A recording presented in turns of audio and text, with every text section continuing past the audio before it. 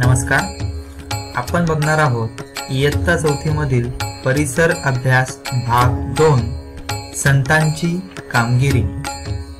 महाराष्ट्रात श्री चक्रधर, संत नामदेव, संत ज्ञानेश्वर, संत चोखामेळा या संतांपासून सुरू झालेली संत परंपरा समाजाच्या विविध स्तरांमधून आलेल्या संतांनी पुढे चालवली. या संत मंडळींमध्ये संत गोरोबा, संत सावता, संत नरहरी, संत एकनाथ, संत शेख मोहम्मद, संत तुकाराम, संत निळोबा इत्यादी संतांचा अंतर्भाव होतो.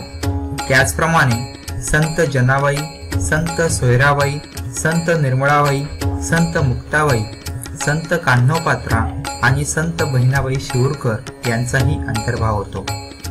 त्यांनी लोकांना दया, अहिंसा, परोपकार, सेवा, समता, बंधुभाव इत्यादी गुणांची शिकवण दिली.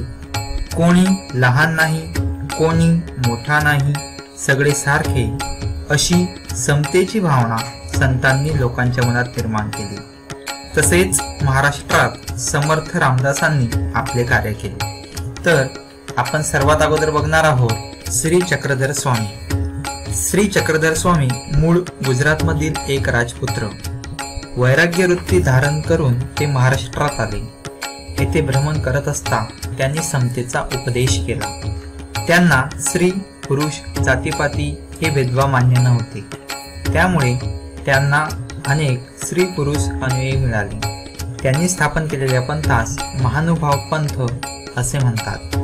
श्री चक्रधर स्वामींच्या आठवणींचा संग्रह म्हणजे लीळा चरित्र हा ग्रंथ होय. यानंतर बघणार आहोत आपण संत नामदेव. संत नामदेव विठ्ठलाचे निस्सीम भक्त होते. ते नरसीगावचे राहणारे. त्यांनी अनेक अभंग रचले, कीर्तने केली व जनतेत जागृती निर्माण केली. त्यांनी भागवत धर्माच्या प्रसारासाठी महाराष्ट्रभर संचार केला. त्यांनी लोकांना भक्तीची शिकवण दिली. धर्मरक्षणाचा व भक्ती मार्गाचा खंबीर निर्धार लोकांच्या मनात निर्माण केला. संत नामदेवांनी पुढे भारतभर प्रवास करून मानव धर्माचा संदेश पोहोचवला. ते पंजाबात गेले. तेथील लोकांनाही त्यांनी समतेचा संदेश दिला. हिंदी भाषेत पदे लिहिली. त्यांची काही पदे आजही शीख लोकांच्या गुरु ग्रंथ साहिबा या धर्मग्रंथात समाविष्ट आहेत. महाराष्ट्रात तर त्यांचे अभंग घराघरातून मोठ्या भक्तीने गायले जातात. यानंतर आपण बघणार आहोत संत ज्ञानेश्वर. संत ज्ञानेश्वर आपेगावचे राहणारे. निवृत्तीनाथ व सोपानदेव हे त्यांचे बंधू. मुक्ताबाई ही त्यांची बहीण. त्यावेळचे कर्मठ लोक या मुलांना संन्यासाची मुले म्हणून नावे ठेवत. याचे कारण असे, त्यांच्या वडिलांनी संन्यास घेतलेला होता, घर सोडले होते, पण पुढे गुरुच्या आज्ञेवरून ते परत घरी आले आणि संसार करू लागले. पुढे त्यांना ही 4 मुले झाली. हे त्यावेळच्या कर्मठ लोकांना मान्य नव्हते. लोकांनी त्यांना वाळीत टाकले. लोक त्या मुलांचा छळ करत होते. ज्ञानेश्वर एकदा भिक्षेची झोळी घेऊन गावात गेले, पण कोणी त्यांना भिक्षा घातली नाही. सगळीकडे त्यांना वेडेवाकडे बोल ऐकावे लागले. त्यांच्या बालमनाला खूप दुःख झाले. ते आपल्या झोपडीत आले. झोपडीचे दार बंद करून आत दुःख करत बसले. इतक्यात तेथे मुक्ता आली. गवताच्या ताटीवर टिचक्या मारत ती ज्ञानेश्वरांना म्हणाली, ताटी उघडा ज्ञानेश्वरा. अहो, आपण दुःखी कष्टी होऊन कसे चालेल? जगाचे कल्याण कोण करील? बहिणीच्या उपदेशाने ज्ञानेश्वरांना रूप आला. दुःख विसरून ते कामाला लागले. ठिकठिकाणी गोरगरिबांचा, मागासलेल्या लोकांचा धर्माच्या नावाखाली छळ होत होता. तेव्हा ज्ञानेश्वरांनी लोकांना कळकळीचा उपदेश केला. ईश्वरावर श्रद्धा ठेवा, सगळ्यांशी समतेने वागा, दुःखी माणसांना मदत करा, त्यांचे दुःख नाहीसे करा. त्यांचा उपदेश गेली 700 वर्षे महाराष्ट्राच्या कानाकोपऱ्यात एकसारखा घुमत आहे. त्या काळात धर्माचे ज्ञान संस्कृत ग्रंथामध्ये बंदिस्त झाले होते. सर्वसामान्य लोकांची बोलण्याची व व्यवहाराची भाषा मात्र मराठी होती. ज्ञानेश्वरांनी मराठी भाषेतून ज्ञानेश्वरी हा फार मोठा ग्रंथ लिहिला. धर्माच्या ज्ञानाचे भांडार त्यांनी लोकांना खुले करून दिले. लोकांना बंधुभावाची शिकवण दिली. ज्ञानेश्वरांनी तरुण वयात पुण्याजवळ आळंदी येथे जिवंत समाधी घेतली. आजही लाखो लोक मोठ्या भक्तिभावाने दर साल आषाढी कार्तिकीला आळंदी पंढरीला जातात. यानंतर आपण बघणार आहोत संत एकनाथ. संत नामदेव व संत ज्ञानेश्वर यांच्या कार्याची परंपरा संत एकनाथांनी पुढे चालवली. ते पैठणचे राहणारे. त्यांनी भक्ती मार्गाचा प्रसार केला. त्यांनी अनेक अभंग, ओव्या व भारुडे लिहिली. कोणताही उच्च नीच भेदभाव मानू नका असा त्यांनी लोकांना उपदेश केला. भक्तीचा मोठेपणा त्यांनी लोकांना पटवला. गोर गरिबांना, मागासलेल्या लोकांना त्यांनी जवळ केले. इतकेच नाही तर मुक्या प्राण्यांवर देखील त्यांनी दया केली.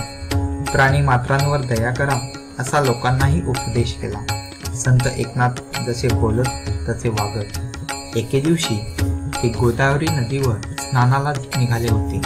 दुपारची वेळ होती. ऊन रखरखत होते.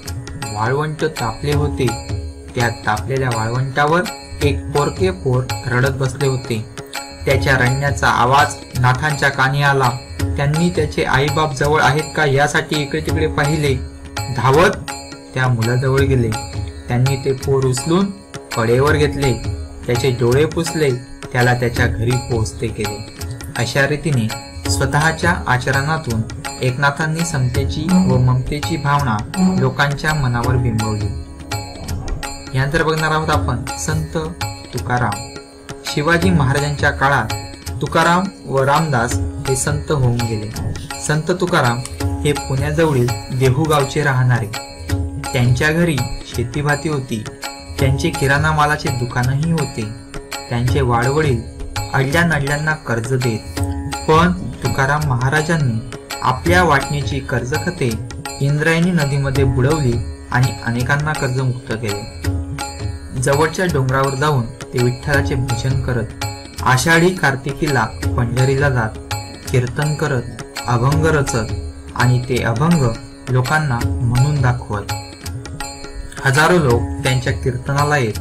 शिवराय सुद्धा त्यांच्या कीर्तनाला जात असत. संत तुकाराम लोकांना दया, क्षमा, शांती यांची शिकवण देत. समतेचा उपदेश करत. जे का रंजले गांजले त्यासी मने जो आपुले, तोची साधू ओळखावा देव तेथेची जाणावा. हा संदेश त्यांनी लोकांच्या मनावर बिंबवला. लोकांच्या मनात विचार जागे केले. लोक संत तुकारामचा जय जयकार करू लागले. आजही महाराष्ट्रभर आपल्याला ज्ञानबा तुकाराम हा जयघोष ऐकू येतो. ज्ञानेश्वरांनाच ज्ञानबा असे म्हणतात. तुकारामांनी तुकाराम गाथा लिहिली जी आज घरोघरी वाचली जाते. यानंतर बघणार आहोत आपण समर्थ रामदास. आता आपण बघणार आहोत समर्थ रामदास. त्याच काळात महाराष्ट्राच्या कळेकपारीत जय जय रघुवीर समर्थ अशी रामदासांची गर्जना घुमत होती. त्यांचा जन्म मराठवाड्यात गोदावरीच्या काठी जाम या गावी रामनवमीच्या दिवशी झाला. रामदासाचे मूळ नाव नारायण असे होते, पण ते स्वतःला रामाचा दास म्हणू लागले. त्यांनी दासबोध हा ग्रंथ लिहिला.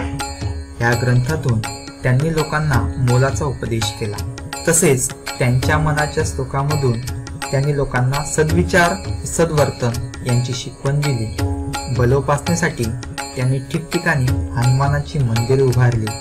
लोकांना शक्तीची उपासना करण्यास शिकवले. सामर्थ्य आहे चळवळीचे, जो जो करीत तयाचे हा संदेश त्यांनी लोकांना दिला. रामदासांनी लोकांना संघटना करण्याची व अन्यायाविरुद्ध प्रतिकार करण्याची स्फूर्ती दिली. त्यामुळे त्या काळच्या लोकांना धीर आला. तर साधू संतांच्या कार्यामुळे लोकजागृती झाली. धर्माबद्दल आदर वाढला. लोकांच्या मनात आत्मविश्वास निर्माण झाला. संतांच्या कामगिरीचा शिवरायांनी स्वराज्य स्थापनेसाठी उपयोग करून घेतला. अशा पद्धतीने आपण संतांची कामगिरी या पाठातील विविध संतांची माहिती घेतली. धन्यवाद. गावात गेले.